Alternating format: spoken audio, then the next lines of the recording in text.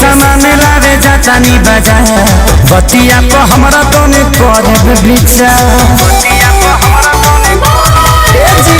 पूजा के सामान लावे जातानी बाजार बतिया को हमरा तो ने करे विचार देखिए के किना सब चीज राजा जी देखिए के किना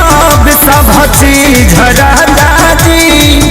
जनी कावर ले आड चाइनीज राजा जी चाइनीज राजा जी जनी कावर ले आड चाइनीज राजा जी चाइनीज राजा जी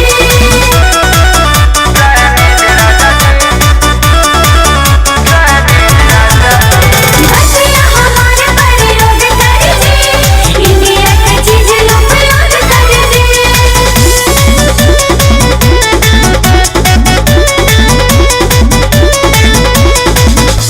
असवे सावन से सब देसी अपनाली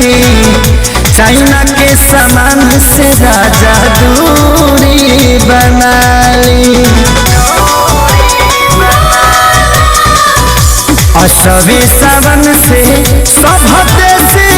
अपनाली चाइना के सामान से राजा दूरी बनाली भूल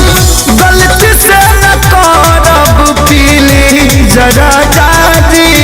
भूल गलती से न करब पीली जरा जाती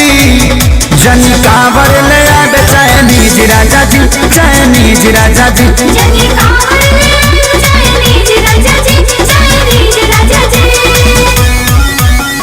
बोल बम जय शिव हर हर भोले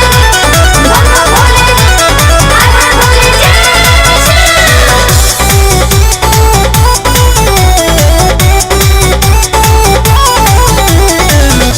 याद राज खेसारी रखब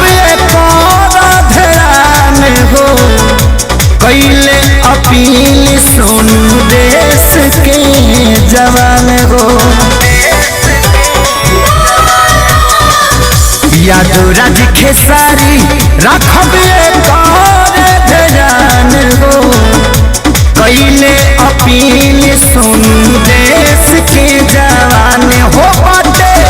चाइना के सिखावे के तमीज राजा जी बाटे चीन के सिखावे के तमीज राजा जी